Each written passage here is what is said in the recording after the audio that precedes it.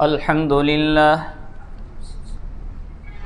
لله نحمده ونستعينه ونستغفره ونؤمن به ونتوكل عليه ونعوذ بالله من شرور أنفسنا ومن سيئات أعمالنا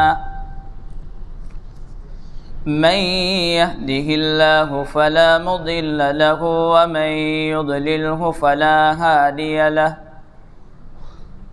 ونشهد أن لا إله إلا الله وحده لا شريك له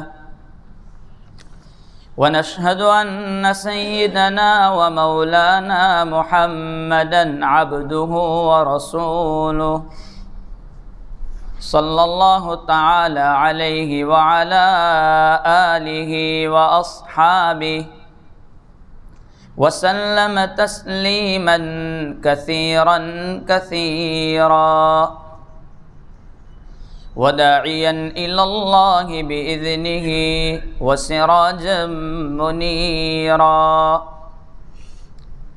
أما بعد فأعوذ بالله من الشيطان الرجيم بسم الله الرحمن الرحيم فمن زحزح عن النار وأدخل الجنة فقد فاز صدق الله مولانا العظيم قال الله تبارك وتعالى في شان حبيبه إن الله وملائكته يصلون على النبي يا أيها الذين آمنوا صلوا عليه وسلموا تسليما اللهم صل على محمد وعلى آل محمد كما صليت على إبراهيم وعلى آل إبراهيم إنك حميد مجيد اللهم بارك على محمد وعلى آل محمد كما باركت على إبراهيم وعلى آل إبراهيم إنك حميد مجيد اللهم ترحم على محمد وعلى آل محمد كما ترحمت على إبراهيم وعلى آل إبراهيم إنك حميد مجيد اللهم تحنن على محمد وعلى آل محمد كما تحننت على إبراهيم وعلى آل إبراهيم إنك حميد مجيد اللهم سلم على محمد وعلى آل محمد كما سلمت على إبراهيم وعلى آل إبراهيم إنك حميد مجيد قابل عزت تکریم معزز علماء کرام، بزرگان محترم اور عزیز ساتھیوں، اللہ تبارک و تعالیٰ نے ہمیں بہت ساری نعمتوں سے نوازا ہے۔ ایک ایک عضو میں اتنی نعمتیں ہیں کہ جس کی گنتی انسان کر نہیں سکتا۔ قرآن کریم نے اس کی وضاحت کرتے ہوئے کہا وَإِن تَعُدُّوا نِعْمَةَ اللَّهِ لَا تُحْصُوهَا، کہ تم اللہ تبارک و تعالیٰ کی نعمتوں کو گن نہیں سکتے۔ لیکن نعمتوں میں سب سے بڑی اگر کوئی نعمت ہے تو وہ ایمان کی نعمت ہے۔ ایمان سے بڑھ کر کوئی نعمت نہیں ہے۔ اگر کسی آدمی کے پاس ساری دنیا کی ملکیت ہو اور کسی قسم کی بیماری نہ ہو اور اس کے پاس ایمان نہیں ہے تو وہ آدمی کامیاب نہیں۔ اور جس آدمی کے پاس ایمان ہے، کچھ بھی نہیں ہے، بیمار ہے، کھانے کے بھی لالے پڑ رہے ہیں، پھر بھی وہ آدمی مالدار ہے۔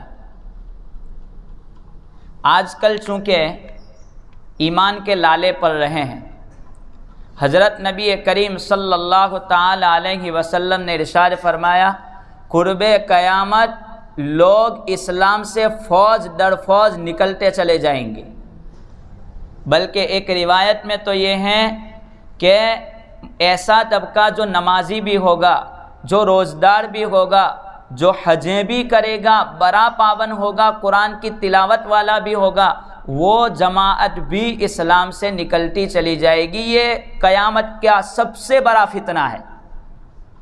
قیامت سے پہلے کا سب سے بڑا فتنہ، فوج در فوج لوگ اسلام سے نکلتے چلے جائیں گے۔ حضرت نبی کریم صلی اللہ تعالی علیہ وسلم نے ارشاد فرمایا، روایت کرنے والے صحابی ہیں ابو سعید خدری رضی اللہ تعالی عنہ، فرماتے ہیں کہ نبی کریم صلی اللہ تعالی علیہ وسلم نے ارشاد فرمایا، انسان دنیا میں 4 قسم کے ہیں، 4 قسم پر آتے ہیں اور جاتے ہیں۔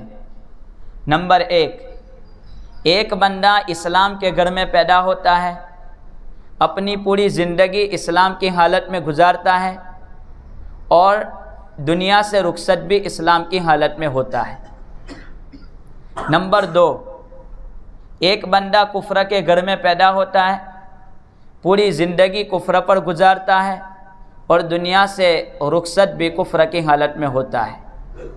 نمبر 3، اسلام کے گھر میں پیدا ہوتا ہے، پوری زندگی اسلام کی حالت میں گزارتا ہے، اللہ ہماری حفاظت فرمائے، دنیا سے رخصت ہوتا ہے تو وہ مرتد ہو کر کے بغیر ایمان کے رخصت ہوتا ہے۔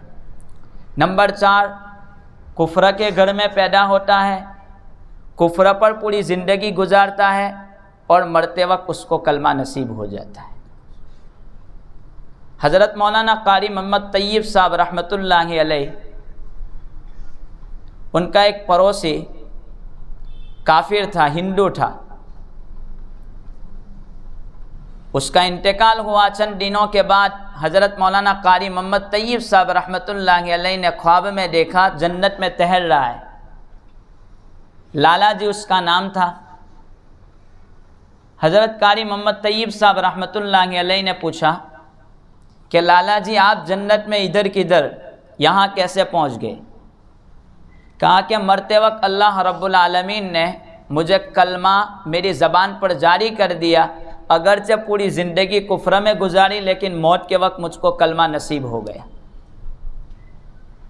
تو 4 قسم کے لوگ دنیا میں آتے ہیں۔ آج ہر قسم کی باتیں ہمارے پاس ہے، لیکن ایمان کے معاملے میں ہمارے پاس کوئی جمع پونجی نہیں ہے۔ بخاری شریف میں ایک باب قائم کیا ہے امام بخاری رحمۃ اللہ علیہ نے ایمان پر خوف کے متعلق۔ اس کی تفسیر کرتے ہوئے بخاری کی شرح کرنے والوں نے باتیں لکھی، اس میں حسن بصری رحمۃ اللہ علیہ کے قول کو نقل کیا۔ حضرت حسن بصری رحمۃ اللہ علیہ فرماتے ہیں کہ جس بندے کو اپنے ایمان کے بارے میں اطمینان ہو وہ بندہ مومن نہیں ہے، وہ یا تو منافق ہے یا کافر ہے،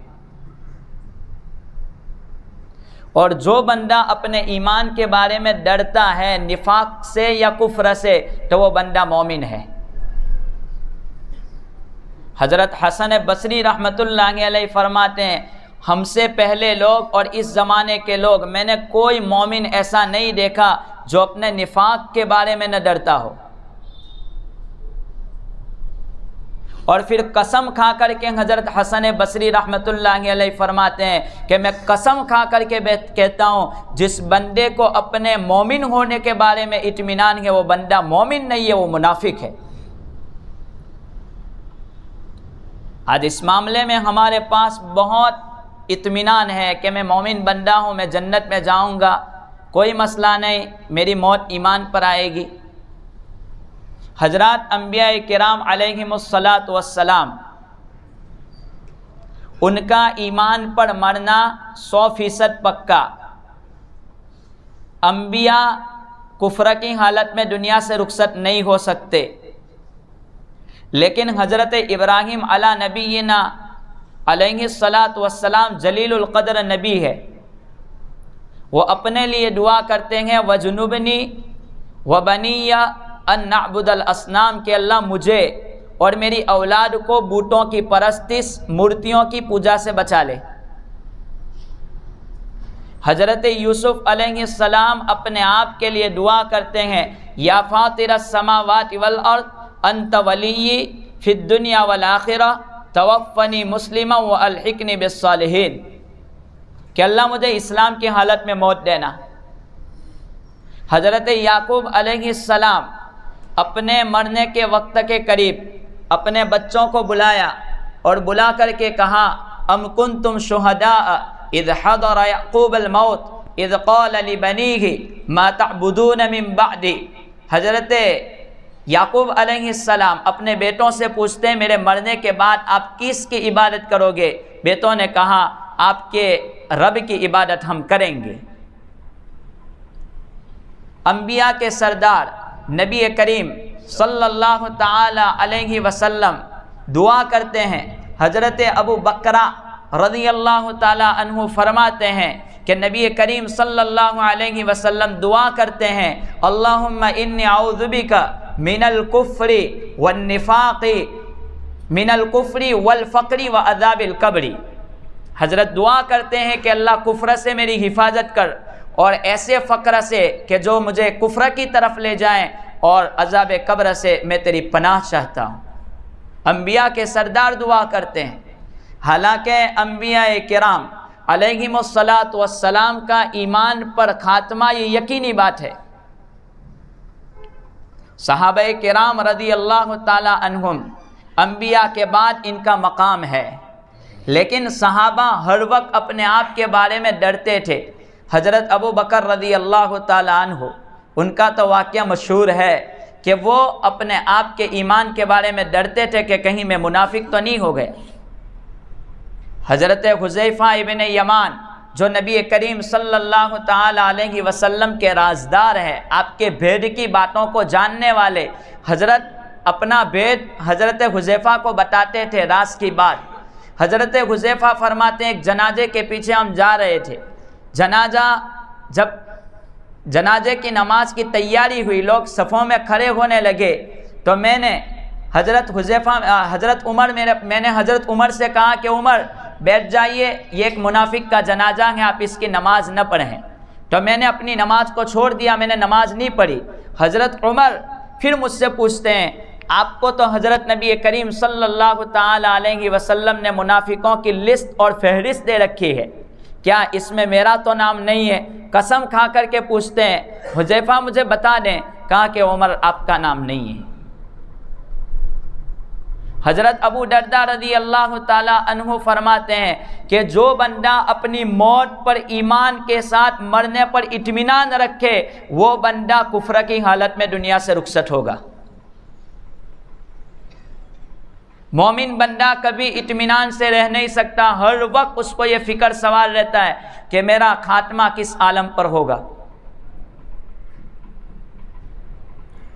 حضرت نبی کریم صلی اللہ تعالی علیہ وسلم، حضرت ابو ہریرہ فرماتے ہیں کہ ایک مرتبہ حضرت اذا جاء نصر اللہ والفتح اس سورت کی تلاوت کر رہے تھے، وَرَأَيْتَ النَّاسَ يَدْخُلُونَ فِي دِينِ اللَّهِ أَفْوَاجًا فَسَبِّحْ بِحَمْدِ رَبِّكَ وَاسْتَغْفِرْ إِنَّهُ كَانَ تَوَّابًا۔ اس سورت کی تلاوت کی، حضرت نبی کریم صلی اللہ تعالی علیہ وسلم نے فرمایا کہ لوگ اسلام میں فوج در فوج داخل تو ہوں گے، لیکن اسلام سے لوگ فوج در فوج نکلتے بھی چلے جائیں گے۔ قرب قیامت کا سب سے بڑا فتنہ یہی ہے کہ لوگ اسلام کے لبادے میں کفر کے حالت میں زندگی گزارتے ہیں۔ حذیفہ ابن یمان فرماتے ہیں کہ اگر پورا مسلمانوں کا مجمع جمعہ کی نماز میں بیٹھا ہوا ہو اور ایسے وقت میں آپ کوئی تیر چلاویں اور تیر چلا کر کے آپ جس پر بھی وہ تیر جائے گا وہ کافر ہوگا، ایمان کی کوئی گارنٹی کسی کی نہیں ہوگی۔ آج ہم بس ایک بات کہ میں مسلمان کے گھر میں پیدا ہوا، میرے پاس اسلام ہے، ایمان ہے، ایسے ناطے پر دھوکے دہی، جھوٹ، فریب اور کتنے بھی گناہ کر سکتے ہیں، اس کے بارے میں ہمیں کوئی پرواہ نہیں۔ حضرت نبی کریم صلی اللہ علیہ وسلم کے زمانے میں ایک عیسائی اسلام میں داخل ہوا۔ اسلام میں داخل ہونے کے بعد سورہ بقرہ، سورہ آل عمران اس نے زبانی یاد کر لی، اور یہ دو سورتیں یاد کرنے کے بعد وہ کاتب وحی بھی بن گیا، یعنی حضرت نبی کریم صلی اللہ علیہ وسلم پر جو قرآن اترتا تھا اس کو وہ لکھتا تھا، وحی کا لکھنے والا۔ لیکن ایک وقت آیا کہ وہ پھر سے عیسائی بن گیا، اسلام اس نے چھوڑ دیا۔ نبی کریم صلی اللہ تعالی علیہ وسلم نے فرمایا یہ جب مرے گا تو اس کو زمین اس کی ناس کو قبول نہیں کرے گی۔ چنانچہ ایک رات میں اس کا انتقال ہوا، تو عیسائیوں نے عیسائیوں کے قبرستان میں اس کو دفن کیا۔ صبح کے وقت میں دیکھا کہ اس کی ناس زمین کے اوپر پڑی ہے، تو یہ لوگ آئے اور سوچنے لگے کہ یہ محمد صلی اللہ علیہ وسلم اور ان کے ساتھیوں کا کام ہے کہ چونکہ اسلام میں داخل ہوا تھا اور مرتد ہو چکا، اس لیے اس کو قبر سے نکال کر کے انہوں نے باہر کر دیا ہے۔ چنانچہ دوسرے دن انہوں نے جتنی ممکن ہو سکتی تھی اتنی نیچائی تک انہوں نے قبر کھودی، اتنی گہری انہوں نے قبر کھودی اور اتنے نیچے اس کو اتار دیا۔ اتارنے کے بعد پھر دوسرے دن بھی دیکھا کہ وہ قبر سے باہر کھڑا ہے، زمین پر ہے۔ زمین نے اس کو قبول نہیں کیا، کاتب وحی ہے لیکن مرتد ہو چکا۔ منہاج العبادہ میں حضرت فضیل ابن عیاض کے متعلق امام غزالی رحمۃ اللہ علیہ نے لکھا ہے کہ فضیل ابن عیاض کا ایک شاگرد، ایک مرید، ایک اسٹوڈنٹ مرنے کے قریب تھا۔ حضرت فضیل ابن عیاض رحمۃ اللہ علیہ سورہ یاسین کی تلاوت کر رہے ہیں، تو وہ ان کا شاگرد اسٹوڈنٹ کہتا ہے حضرت تلاوت بند کر دیجئے، مجھے اچھا نہیں لگتا۔ تو سورہ یاسین کی تلاوت کو فضیل ابن عیاض نے موقوف کر دیا۔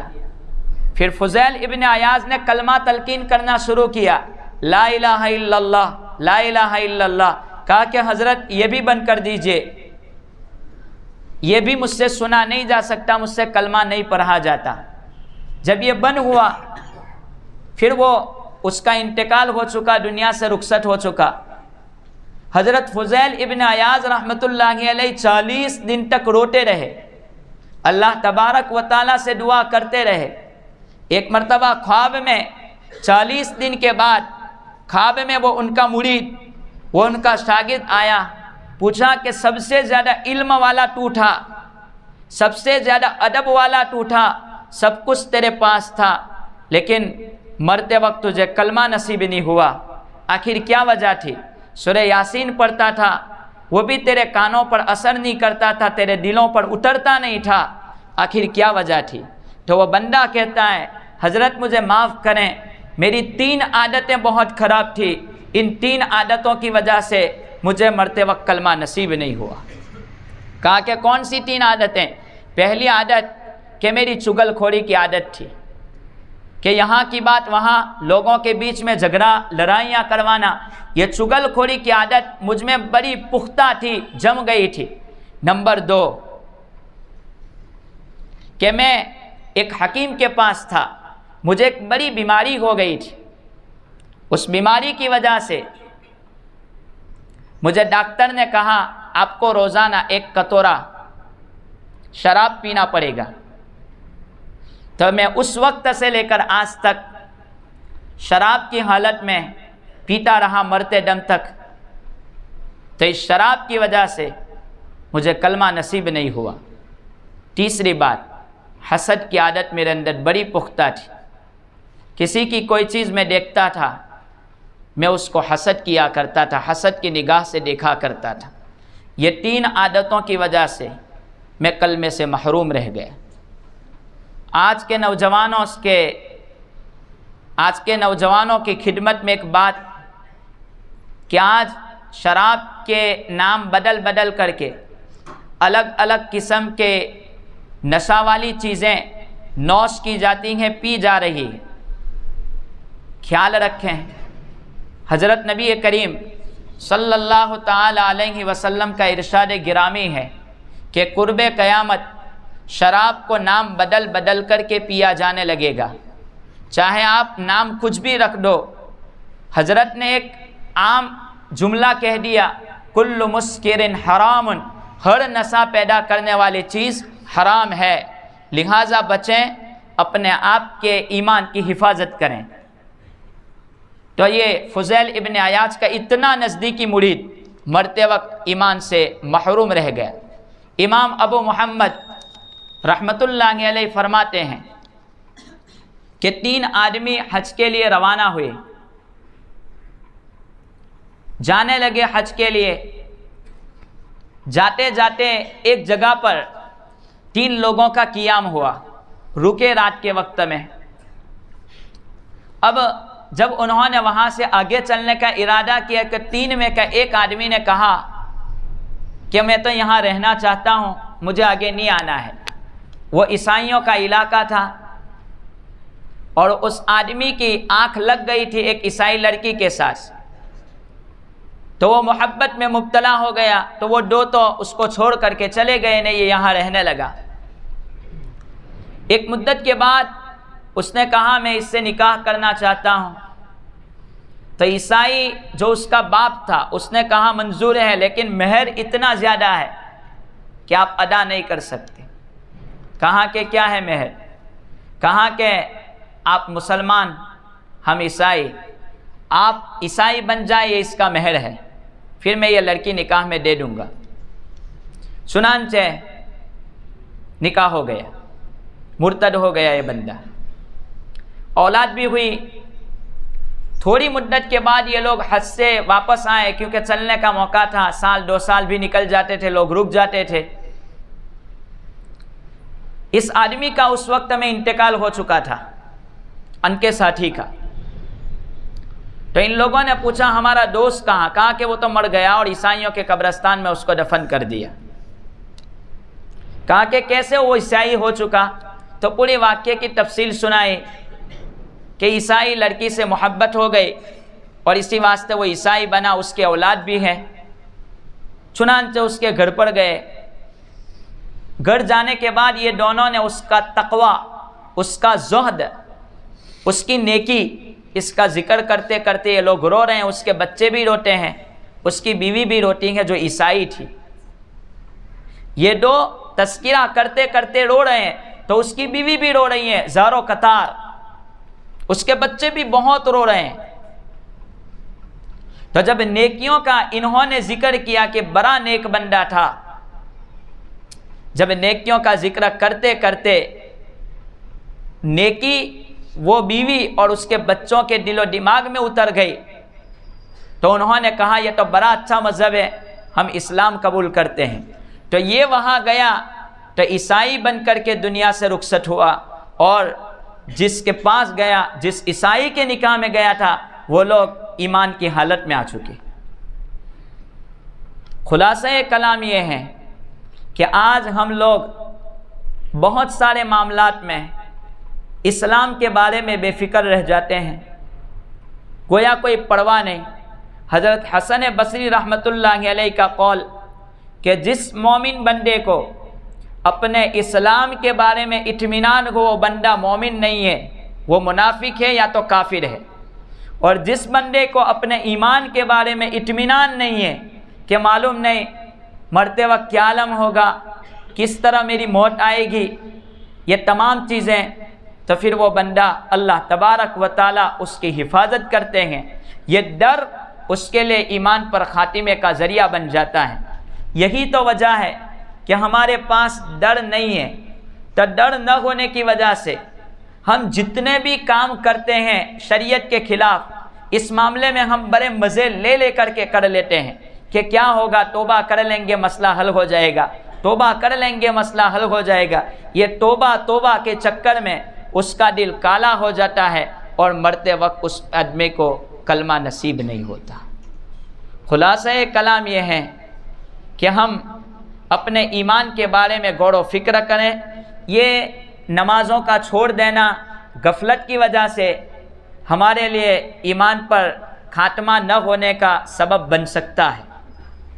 یہ نبی کریم صلی اللہ تعالی علیہ وسلم کی سنتوں کو چھوڑ دینا، یہ ہمارے لیے ایک عبرتناک چیزیں بن سکتی ہے، اور اسلام کی پرواہ نہ کرنا یہ ہمارے لیے برے خاتمے کا ذریعہ بن سکتا ہے۔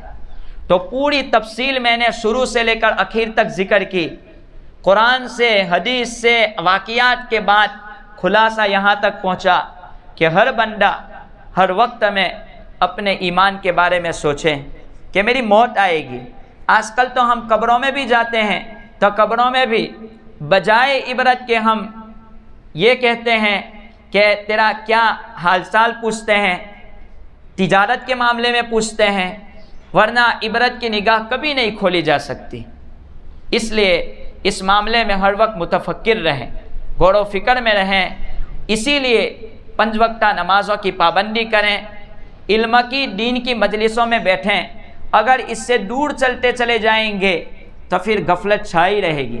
اس لیے میں بار بار کہتا ہوں کہ جتنی تم اپنی غیرت دکھاؤ گے، اللہ تبارک و تعالی ہم سے زیادہ غیور ہے، اس کو کسی کی پرواہ نہیں۔ ساری دنیا اگر اس کی نافرمان ہو جاوے پھر بھی اس کی ربوبیت میں کوئی کمی نہیں ہوگی، اور ساری دنیا اگر اس کی فرما بردار بن جائیں تو بھی اس کی ربوبیت میں، اس کی خدائیت میں کوئی زیادتی ہونے والی نہیں ہے۔ اسی لیے جب بھی کوئی دین کی مجلس ہو، جب میرے نبی کا فرمان پڑھا جائے، جب قرآن کریم کی بات ہو جائے تو اس وقت توجہ کے ساتھ، دھیان کے ساتھ اس کو سنیں، غفلت کے ساتھ پیچھے نہ بیٹھے رہیں، دور دور نہ بیٹھے رہیں۔ ہمارا یہ دور بیٹھنا گویا ہمارا حدیث سے، ہم حدیث سے دور بھاگتے ہیں، حدیث سے ہمیں محبت نہیں ہے۔ اگر کوئی بڑے نیتا کا لیکچر اور بھاشن ہو تو ایسے وقت میں ہم نزدیک آتے ہیں، اس کو سنتے ہیں، اور جب قرآن کی بات آتی ہے تو ہم پچھلی جگہ کو پکڑتے ہیں، حدیث کی بات آتی ہے۔